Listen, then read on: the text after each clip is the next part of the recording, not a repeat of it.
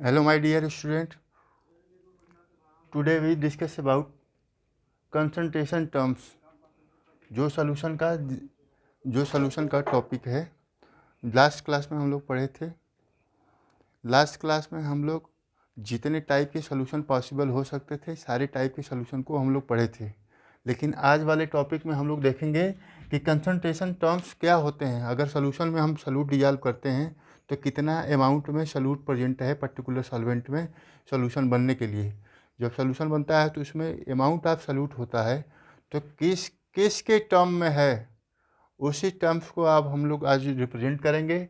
इसलिए फर्स्ट जो concentration terms है वो परसेंटेज W/W, दैट इज यहाँ पे सॉल्यूट भी वेट में है और सॉल्वेंट भी वेट में है। तो इस कैटेगरी में, इस टर्म्स में हम किसी भी सॉल्यूशन के कंसंट्रेशन को कैसे रिप्रेजेंट करेंगे, तो उसको रिप्रेजेंट करने का बहुत आसान तरीका ये है कि मास ऑफ एनी कंपोनेंट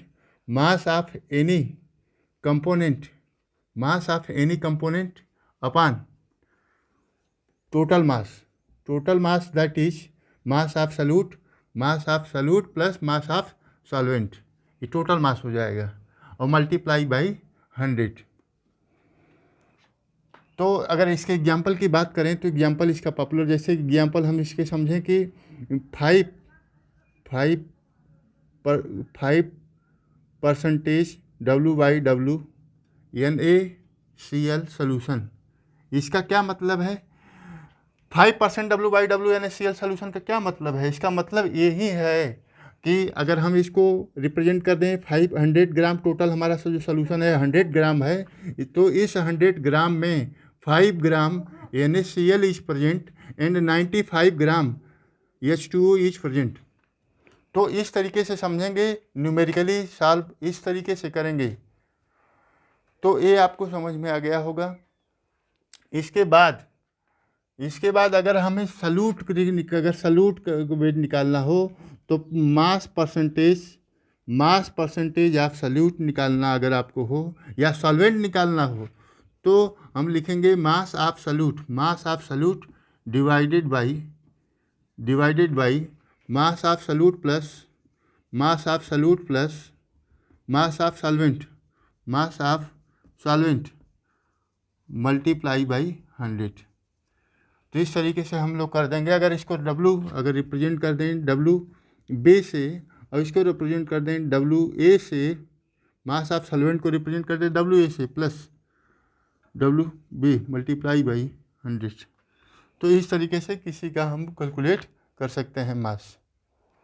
तो परसेंटेज W/W आपको समझ में आ गया होगा।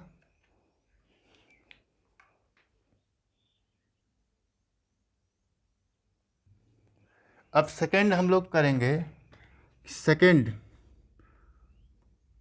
Percentage V/V, volume by volume. इसका क्या मतलब होता है?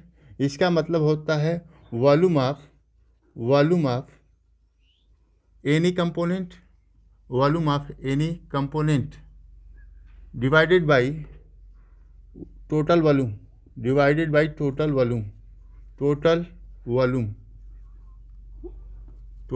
Volume multiply by 100। तो इस तरीके से हम किसी भी सॉल्यूशन के कंसंट्रेशन को V/V में रिप्रेजेंट कर सकते हैं। जैसे अगर इसका एग्जांपल को समझें तो इसका मतलब जैसे कह दे 5% V/V एथिल एल्कोहल सॉल्यूशन, इसका ये मतलब है कि जो अगर 100 ml इसको हम मान लें, टोटल जो सॉल्यूशन है 100 ml है, तो टोटल सॉल्यूशन में 100 ml में 5 ml is C2H5OH and 95 ml is H2O is present.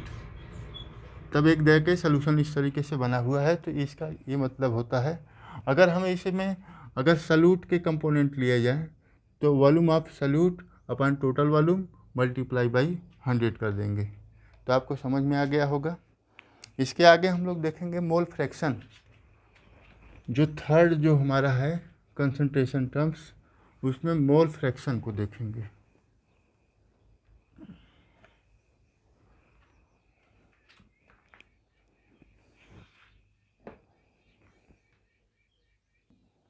एक पार्ट पर मिलियन भी यूनिट होती है, कंसंट्रेशन टर्म्स होता है पार्ट पर million,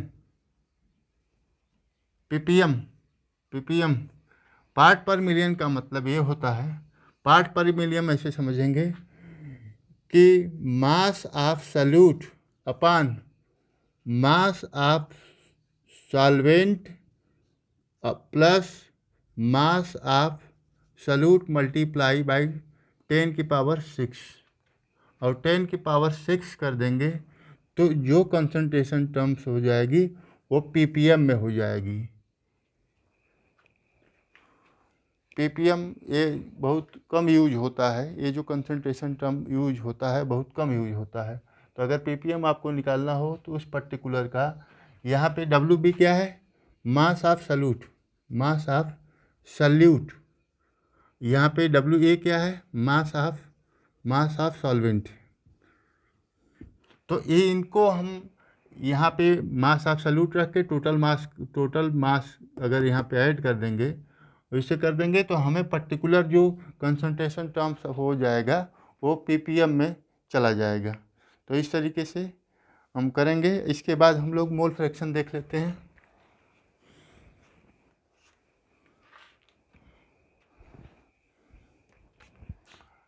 mole fraction, mole fraction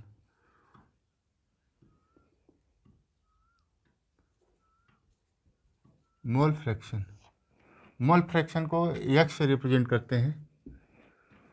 तो मोल फ्रैक्शन को समझने के लिए जैसे कि अगर किसी सॉल्यूशन में दो कंपोनेंट मिले हुए हैं, ए और बी, दो कंपोनेंट मिले हुए हैं, और ए का अगर हम ए का मोल अगर समझें, ए के मोल को अगर हम एन ए रिप्रेजेंट कर दें, एन ए क्या है, मोल ऑफ ए है, मोल ऑफ ए, और बी के बी कंपोनेंट को एन बी से रिप्रेजेंट कर दें तो ए क्या है, मोल ऑफ बी है, मोल ऑफ बी। तो अगर हमें निकालना हो मोल फ्रैक्शन ऑफ ए, अगर मोल फ्रैक्शन ऑफ ए निकालना है, कंपोनेंट ए का मोल फ्रैक्शन, इसका एक मतलब है मोल फ्रैक्शन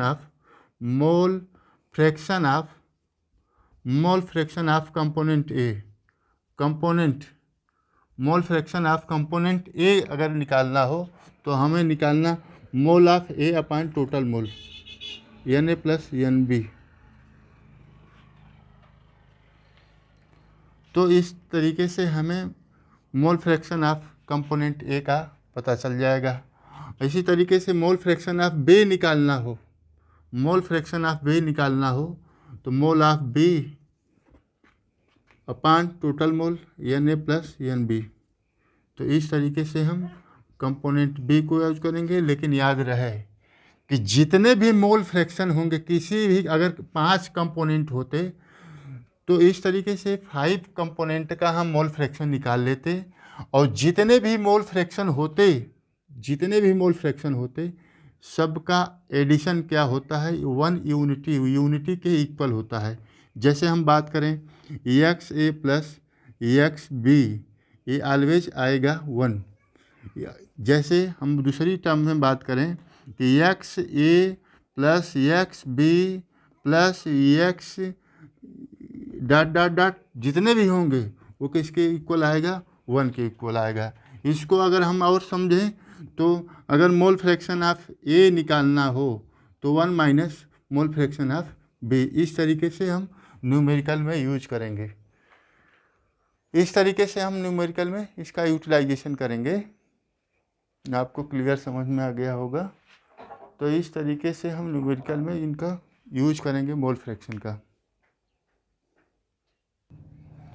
नेक्स्ट जो कंसंट्रेशन यूनिट है, टर्म्स जो कंसंट्रेशन टर्म्स है, molarity, molarity represented by capital M.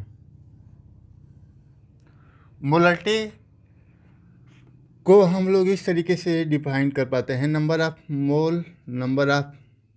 Moles of solute present in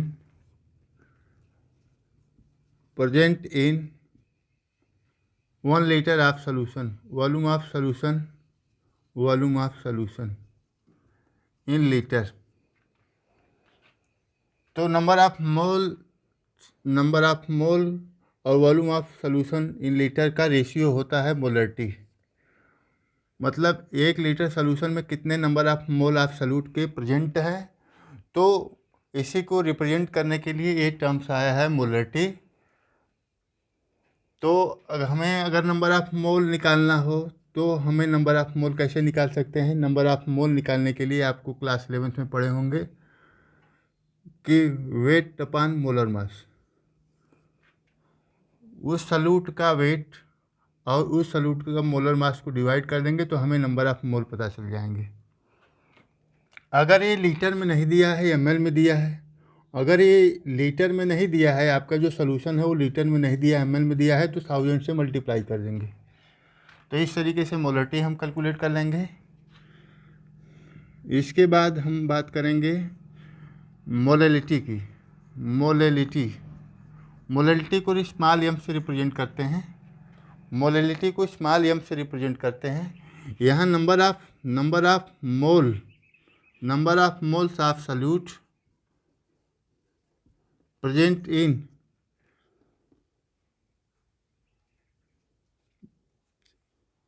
mass of solvent या mass of solvent in kilogram. Mass of solvent in kilogram अगर gram में represent होगा, अगर gram में दिया होगा तो हम 1000 से मल्टीप्लाई कर देंगे। नंबर ऑफ मोल निकालने के लिए आपको बता दिया हूँ कि W/M से हम नंबर ऑफ मोल कैलकुलेट कर सकते हैं। तो यहाँ पे बहुत बेसिक फ़र्क है कि यहाँ पे देखिए volume of solution in litre में दिया है और यहाँ पे वॉल्यूम ऑफ सॉल्यूशन किलोग्राम में दिया है।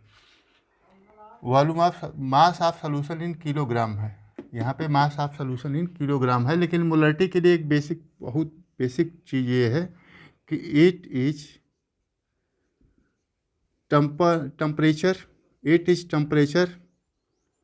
डिपेंडेंट। बहुत इसका ये टेम्परेचर डिपेंडेंट नहीं होता है, टेम्परेचर डिपेंडेंट होता है। ये टेम्परेचर डिपेंडेंट इसलिए होता है, ये इंडिपेंडेंट होता है। टेम्परेचर इंडिपेंडेंट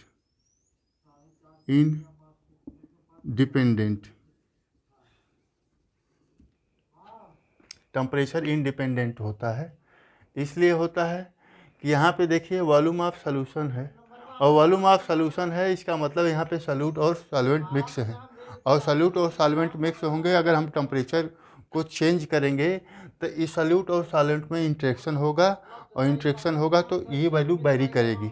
और यहाँ पे केवल प्योर सॉल्वेंट है, हम टेम्परेचर इंक्रीज करेंगे डिक्रीज करेंगे, यहाँ पे प्योर सॉल्वेंट के केस में कोई भी सॉल्यूट का इंट्रैक्शन इस केस में नहीं होगा और इस केस में नहीं होगा तो ये टेम्परेचर इंडिपेंडेंट क्वांटिटी हो जाएगी। इसके बाद हम लोग देखेंगे normality is also concentration unit. और नॉर्मलिटी के टर्म में हम लोग देखेंगे नॉर्मलिटी।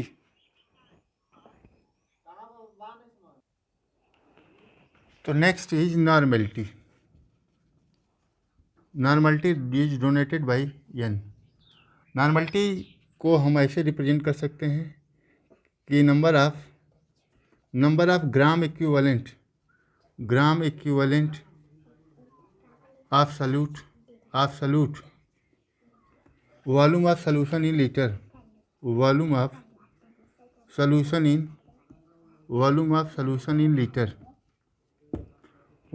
सॉल्यूशन इन लीटर अगर कर दें तो हम ये कंसंट्रेशन टर्म्स यूनिट चली जाएगी नॉर्मलिटी में। तो number of gram equivalent of solute, तो नंबर ऑफ ग्राम इक्विवेलेंट को हम इस तरीके से कैलकुलेट कर सकते हैं कि number of mole of solute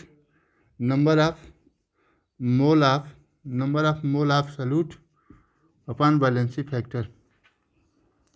factor से हम निकाल सकते हैं, क्या निकाल सकते हैं, number of gram equivalent of solute. और यह इसको अगर ये एल में दिया है, लीटर में दिया है, तो एम एल में अगर दिया है ये, तो इसको हम एम एल में अगर दिया है तो हम 1000 से मल्टीप्लाई कर देंगे। तो इस तरीके से हम number of gram equivalent of solute निकाल सकते हैं, number of mole of solute upon valency factor.